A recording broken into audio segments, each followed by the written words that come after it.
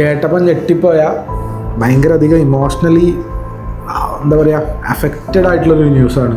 നമ്മുടെ നീറ്റ് 2026 ക്യാൻസലായി എന്ന് പറയുന്ന ഒരു സാധനം.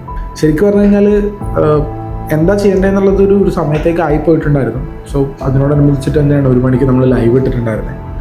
മൊത്തമായിട്ടും പറയാൻ വേണ്ടിയിട്ട് നോക്കിക്കഴിഞ്ഞിട്ട് നമുക്കൊന്നും പറ്റിയില്ല. Actually many students are like എന്താ ഇനി ചെയ്യേണ്ടതെന്നുള്ള രൂപത്തിൽ അറിയില്ലാത്ത രൂപത്തിലാണ് നമ്മളിങ്ങനെ നിൽക്കുന്നുണ്ടായിരുന്നത്.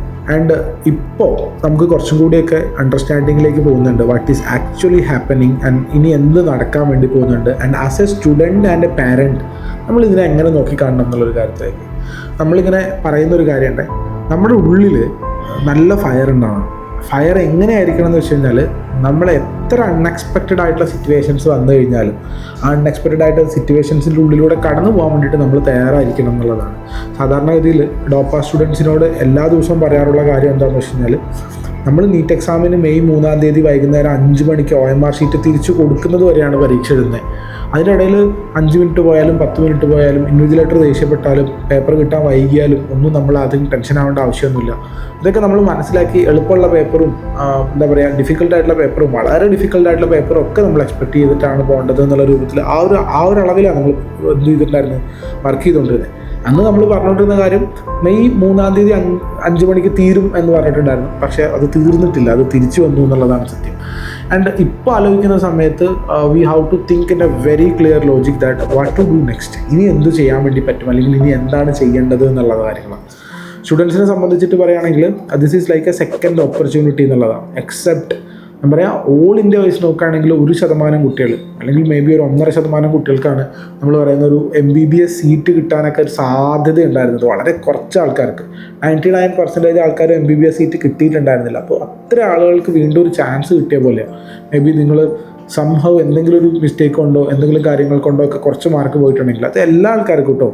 ഇപ്പോൾ നമ്മൾ പറയാം 710 മാർക്കുണ്ട്, 715 മാർക്കുണ്ട് എന്ന നില മുതൽ 685 മാർക്കുണ്ട്, 660 മാർക്കുണ്ട്, 640 മാർക്കുണ്ട് എന്ന് പറയുമ്പോഴൊക്കെ നമ്മുടെ കുറച്ച് സില്ലി മിസ്റ്റേക്കുകളും സാധനങ്ങളുമാണ് നമുക്ക് സംഭവിച്ചിട്ടുണ്ടായിരുന്നത്.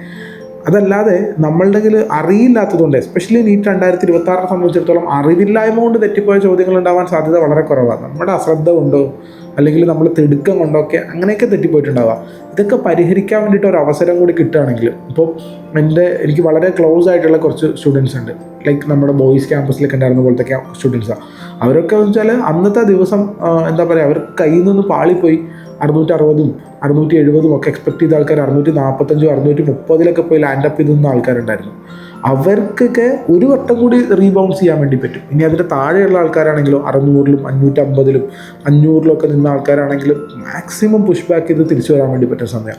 നിലവിൽ അറിയുന്ന ഇൻഫർമേഷൻ വെച്ചിട്ട് exam will be in July. Basically നമുക്കൊരു 1-1.5 മാസം കിട്ടാനുള്ള സാധ്യതയുണ്ട് എന്നുള്ളതാണ്.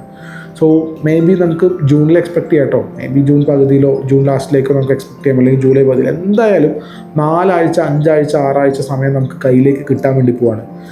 പല സമയത്ത് നമ്മുടെ ഉള്ളിൽ തന്നെ ഉണ്ടായിരുന്നു കുറച്ചും കൂടി സമയം ഉണ്ടായിരുന്നെങ്കിൽ ഒന്നും കൂടി ഉഷാറാക്കായിരുന്നു എന്നൊരു തോട്ട് ഉണ്ടായിരുന്നു. അതിനുള്ള സമയമാണ് നമ്മളിങ്ങനെ ആലോചിക്കാം.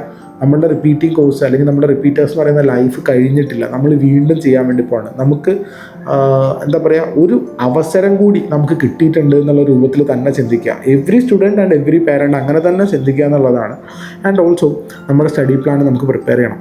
എന്ത് ചെയ്യണം, എങ്ങനെ ചെയ്യണം എന്നുള്ള കാര്യം ടോപ്പിലെ സ്റ്റുഡൻസിനായിട്ട് സംസാരിക്കാം. ഇനി സപ്പോസ് നിങ്ങൾ വേറൊരു ഇൻസ്റ്റിറ്റ്യൂട്ടിൽ പഠിക്കുന്ന സ്റ്റുഡൻ്റ് ആണെങ്കിലും I believe like trust your institute. നിങ്ങൾ അവിടെ തന്നെ പഠിച്ചാൽ മതി, അവിടെ തന്നെ ചെയ്യുക. ഇൻസ്റ്റിറ്റ്യൂട്ട് മാറാനോ മറ്റ് കാര്യങ്ങളിലേക്കൊന്നും നിൽക്കരുത്. ഒന്നാമത്തെ കാര്യമായിട്ട് തന്നെ പറയുകയാണ് കേട്ടോ.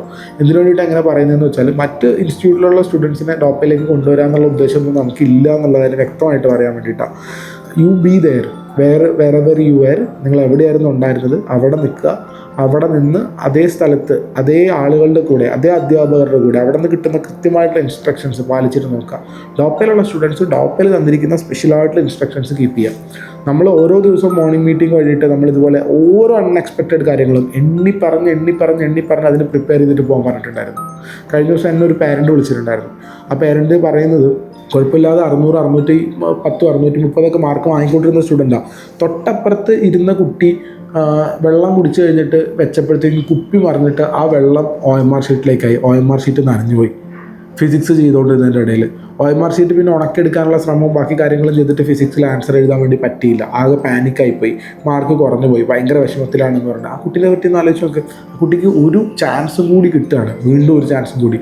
ആ ചാൻസിലേക്ക് നമ്മൾ പ്രോപ്പർലി പ്രിപ്പയർ ചെയ്യണം. So in this video I just want to tell you what to do with this thing എന്നുള്ളതാണ്. സോ ഒറ്റ കാര്യമാണ് പറയാനുള്ളത്.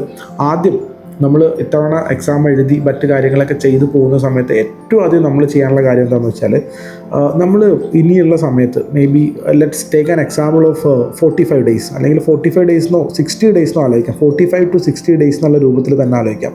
45 to 60 ഡേയ്സിൻ്റെ ഒരു സ്റ്റഡി പ്ലാൻ നമുക്ക് ഇന്ന് തന്നെ മനസ്സിൽ നമുക്ക് കണ്ടുവെക്കാൻ വേണ്ടി പറ്റണം എന്നുള്ളതാണ്. ആൻഡ് ഇതിനകത്ത് ആദ്യത്തെ ഞാനൊരു may be I am taking like initial ഒരു 3 ഡേയ്സ് ഇനീഷ്യലി തന്നെ ബഫർ ഇടുന്നുണ്ട് കേട്ടോ. ഇനീഷ്യലി തന്നെ 3 ഡേയ്സ് ബഫർ ഇടുന്നുണ്ട്. എന്തിനാണ് ഈ 3 ഡേയ്സ് ബഫർ ഇട്ടതെന്ന് വെച്ചാൽ ടു സ്റ്റാർട്ട് എന്നുള്ളതാണ്, നമുക്ക് തുടങ്ങാൻ വേണ്ടിയിട്ട്. കാരണം നമ്മളിപ്പോൾ ഓൾറെഡി ഒരു ഹോളിഡേ മൂഡിലാണ്. നമ്മളുടെ ബുക്ക് കാര്യങ്ങളും മറ്റ് സംഗതികളൊക്കെ നമ്മൾ പല സ്ഥലങ്ങളിലേക്ക് എന്ത് ചെയ്തിട്ടുണ്ട്, ആക്കി വെച്ചിട്ടുണ്ട്. അതൊക്കെ ഒന്ന് എടുക്കാനും മാനസികമായിട്ടൊന്നും തയ്യാറാക്കാനും ബാക്കി കാര്യങ്ങളൊക്കെ.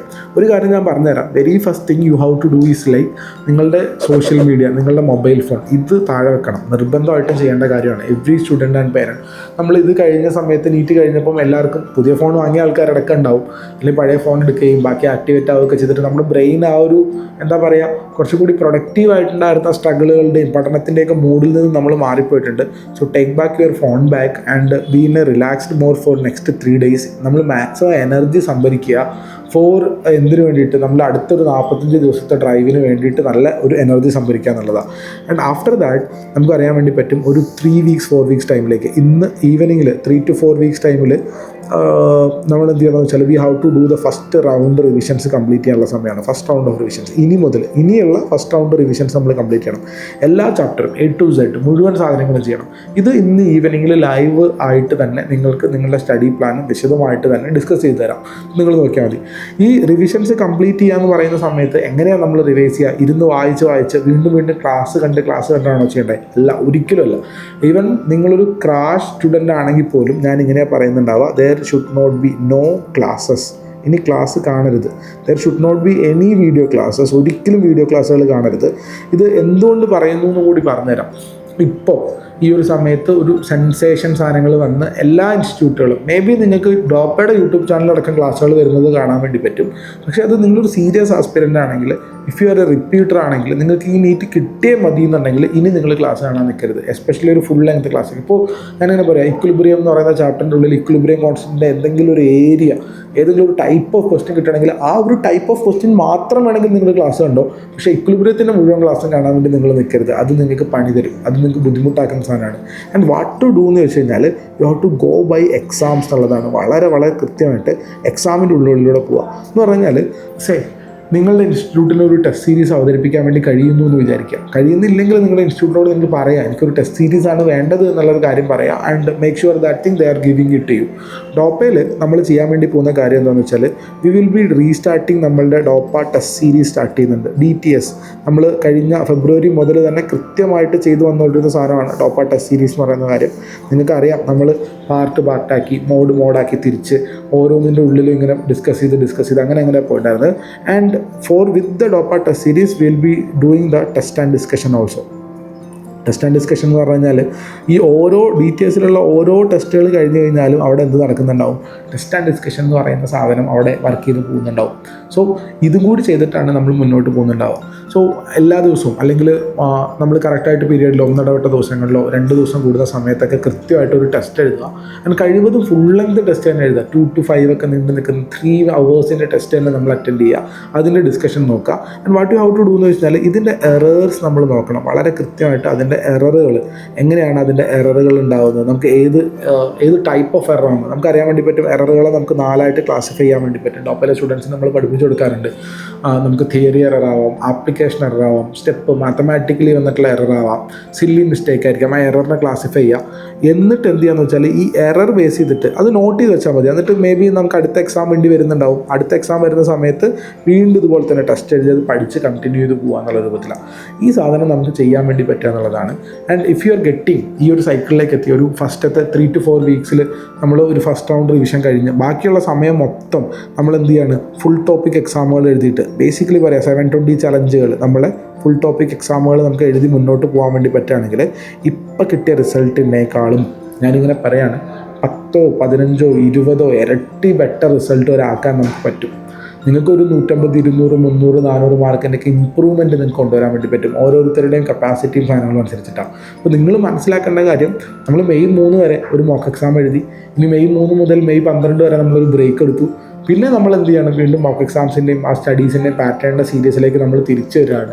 ഇവിടെ ഒരു നീറ്റ് എക്സാം നടന്നതോ നീറ്റ് എക്സാം ക്യാൻസലായി പോയതോ ഒന്നും ആലോചിച്ചിരിക്കേണ്ട എന്നുള്ളതാണ്. പലരുടെയും കമൻറ്റുകൾ ഞാൻ കണ്ടു, ഇതൊക്കെ കഴിഞ്ഞ് നമ്മളിനി എങ്ങനെയാണ് ട്രാക്കിലേക്ക് കയറി വരിക എന്നൊക്കെ ആലോചിക്കുന്ന ആൾക്കാരുണ്ട്. അത് നമ്മൾ നമ്മുടെ വിൽ പവറിൽ കയറി കയറണം. നമ്മൾ മനസ്സിലാക്കണം, ഇതിങ്ങനെ ട്രാക്കിൽ കയറാൻ പറ്റില്ല, എനിക്ക് ഭയങ്കര സങ്കടമാണ് എന്നൊക്കെ പറഞ്ഞ് നമ്മൾ ഇരുന്ന് പോയി കഴിഞ്ഞാൽ നമ്മൾ ബാക്കിലേക്കായി പോകും. We are not the person who will back up. നമ്മൾ തിരിച്ചു പോകുന്ന ബാക്ക് ഓഫ് ചെയ്യുന്ന കൈൻഡ് ഓഫ് ആളുകളല്ല. നമ്മൾ പൊരുതി നിൽക്കുന്ന ആളുകളാണ്, നമ്മൾ ഫൈറ്റ് ചെയ്ത് നിൽക്കുന്ന ആളുകളാണ് എന്നുള്ള ഒരു ഉറച്ച വിശ്വാസം നമ്മുടെ കയ്യിൽ ഉണ്ടാവണം. And trust the process. I'm repeating, ഇതൊരു പ്രോസസ്സാണ്. It's not a very single handedly ചെയ്തു പോകാൻ വേണ്ടി പറ്റുന്ന ഒരു സംഗതിയൊന്നുമല്ല. It's like a big process. ഈ പ്രോസസ്സിനെ നമ്മൾ ട്രസ്റ്റ് ചെയ്ത് നിൽക്കുക, ഇതിൻ്റെ ഉള്ളിലൂടെ കടന്നു പോവുക, കരുത്താർജിക്കുക. നമ്മളിങ്ങനെ പറയില്ലേ, നമ്മളിപ്പോൾ നിങ്ങൾ റീസർജറീസ് എന്നൊക്കെ കേട്ടിട്ടുണ്ടോ? വലിയ അബ്ഡമിനൽ സർജറിയൊക്കെ ചെയ്ത് കഴിഞ്ഞ് കഴിഞ്ഞാൽ സർജന്മാർ അവർ ചില സമയത്ത് എന്ത് ചെയ്യുന്നത് വെച്ചാൽ ആ സർജറി കംപ്ലീറ്റ് ചെയ്ത് അവർ ICUവിൽ പേഷ്യൻ്റ് നിന്ന് മെയിൻറ്റെയിൻ ചെയ്ത് ഇങ്ങനെ വരുമ്പോൾ ചിലപ്പോൾ 3, 4, 5 ദിവസം കഴിഞ്ഞിട്ട് ഡ്യൂ ടു എനി കോംപ്ലിക്കേഷൻ ഇതേ സർജറി റിപ്പീറ്റായിട്ട് ചെയ്യും. അവരത് തുറന്ന് വീണ്ടും അവിടെ ഉണ്ടായിരുന്ന എന്തെങ്കിലും കാര്യങ്ങളൊക്കെ മാറ്റി തിരിച്ച് ശരിയാക്കി വെച്ചിട്ട് വീണ്ടും പൂട്ടി വയ്ക്കും. അങ്ങനെയൊക്കെയാണ് പലപ്പോഴും സർജന്മാർ രോഗികളെയൊക്കെ രക്ഷിച്ചെടുക്കാറില്ല, രണ്ടാമത് റിപ്പീറ്റ് സർജറിയൊക്കെ ചെയ്തിട്ട്. സോ ഇതേപോലെ നമ്മൾ we were doing a surgery, ഒരു സർജറി ചെയ്യായിരുന്നു, ആ സർജറി ഫെയിലായി due to some reasons and we are going to do the second surgery. രണ്ടാമത് വീണ്ടും ഒരു സർജറി ചെയ്യാൻ വേണ്ടി പോവാണെന്ന് വിചാരിക്കാം. Think like a doctor, think like a surgeon. We are going for a repeat surgery. അതിന് വേണ്ടിയിട്ടുള്ളൊരു കരുത്തും കാര്യങ്ങളും നമ്മൾ കണ്ടെത്തുക എന്നുള്ളതാണ്. വേറെ കൺഫ്യൂഷൻസിലേക്കോ സംഗതിയിലേക്കോ നിൽക്കണ്ട. ആൻഡ് ഓഫ് കോഴ്സ് ഞാൻ പറഞ്ഞു, മൊബൈൽ ഫോൺ ഓഫ് ചെയ്ത് വെക്കുക, ബേസിക്കലി സോഷ്യൽ മീഡിയയിൽ നിന്ന് ഓഫ് ചെയ്ത് വെക്കുക, ന്യൂസ് ചാനലിൽ നിന്ന് മാറി നിൽക്കുക. കാരണം NTAയുടെ ഭാഗത്തുനിന്നുണ്ടായിരുന്ന ഈ അലംഭാവം തെറ്റാണ്. സീരിയസ്ലി അത് തെറ്റാണ്. NTAയുടെ ഭാഗത്തു നിന്നുണ്ടായ അല്ലെങ്കിൽ സെക്യൂരിറ്റി ലെവലിലുണ്ടായിരുന്ന ഈ ബ്രീച്ചിനെ പറ്റിയിട്ട് പൊളിറ്റിക്കലായിട്ടുള്ള ഒരുപാട് ന്യൂസുകൾ വരും. ഇപ്പോൾ ഞാൻ കണ്ടിട്ടുള്ളത്, എൻ്റെ അറിവിലും വിശ്വാസത്തിലുള്ള എല്ലാ നീറ്റ് കോച്ചുമാരും ഇതിനെ പറ്റിയിട്ട് റീലുകൾ ചെയ്തിട്ടുണ്ട്. പലരും പല അഭിപ്രായങ്ങൾ പറയുന്നു, പല രൂപത്തിൽ ആളുകൾ ഉപദേശിക്കാൻ ശ്രമിക്കുന്നു. മൾട്ടിപ്പിൾ ഉപദേശങ്ങൾ കേൾക്കുന്നത്, പല അഭിപ്രായങ്ങൾ കേൾക്കുന്നത് നമ്മളെ കൂടുതൽ കൺഫ്യൂഷനിലേക്ക് മാത്രമേ കൊണ്ടെത്തിക്കുന്നുണ്ടാവുള്ളൂ. അതുകൊണ്ട് ടേൺ ഓഫ്, ടേക്ക് എന്താ പറയുക, ഡിജിറ്റൽ മീഡിയ സൈലൻസിങ്, കൃത്യമായിട്ട് അതിൻ്റെ ഒരു പ്യൂരിറ്റി കൊണ്ടുവരിക, ഇൻഫർമേഷൻ ഹൈജീൻ കൊണ്ടുവരിക and go like this thing. വിശദമായിട്ടുള്ള സ്റ്റഡി പ്ലാൻ ലൈവായിട്ട് തന്നെ നിങ്ങൾക്ക് പ്രസൻറ്റ് ചെയ്ത് തരാം. We are making a study plan and by evening we will present the ultimate. നിങ്ങൾക്ക് ചെയ്യാൻ വേണ്ടി പറ്റുന്ന ഒരു സ്റ്റഡി പ്ലാൻ നിൽക്കുന്നുണ്ടാവും. ഹോസ്റ്റൽ വേണ്ടവർക്ക് ഹോസ്റ്റലായിട്ടും, ഓഫ്ലൈൻ വേണ്ടവർക്ക് ഓഫ്ലൈനായിട്ടും, റെസിഡൻഷ്യൽ വേണ്ടവർക്ക് റെസിഡൻഷ്യലായിട്ടും ഒക്കെ എന്ത് ചെയ്യാൻ വേണ്ടി പറ്റും, ഇത് നിന്ന് ചെയ്യാൻ വേണ്ടി പറ്റുന്ന, ഓൺലൈനിൽ വീട്ടിൽ നിന്ന് ചെയ്യേണ്ടവർക്ക് അങ്ങനെ ചെയ്യാൻ വേണ്ടി പറ്റുന്ന തരത്തിലുള്ള അവസരങ്ങളുണ്ടാവും. ആൻഡ് ഓഫ് കോഴ്സ് നിങ്ങളുടെ കൂടെ നമ്മൾ എല്ലാ വർഷവും ഓരോ ബാച്ച് തുടങ്ങുമ്പോഴും തുടക്കത്തിലേ പറയുന്ന കാര്യമാണ്, അവസാനം വരെ കൂടെ ഉണ്ടാവും എന്നുള്ള കാര്യം. അവസാനം വരെ കൂടെ ഉണ്ടാവും ഉറപ്പായിട്ടും. And better think about improving our mark. നമുക്ക് കിട്ടിയിരുന്ന മാർക്കിലൂടെ ഇമ്പ്രൂവ് ചെയ്യാൻ വേണ്ടി നോക്കുക. ഇപ്പോൾ ടേക്ക് 2 to 3 ഡേയ്സിൻ്റെ ബഫർ എടുക്കുക. ഇനീഷ്യലി എടുത്ത ഒരു 2 to 3 ഡേയ്സിൻ്റെ ബഫർ എടുത്തിട്ട് മാത്രം മുന്നോട്ട് പോകാൻ വേണ്ടി നോക്കുക എന്നുള്ളതാണ്. Will see.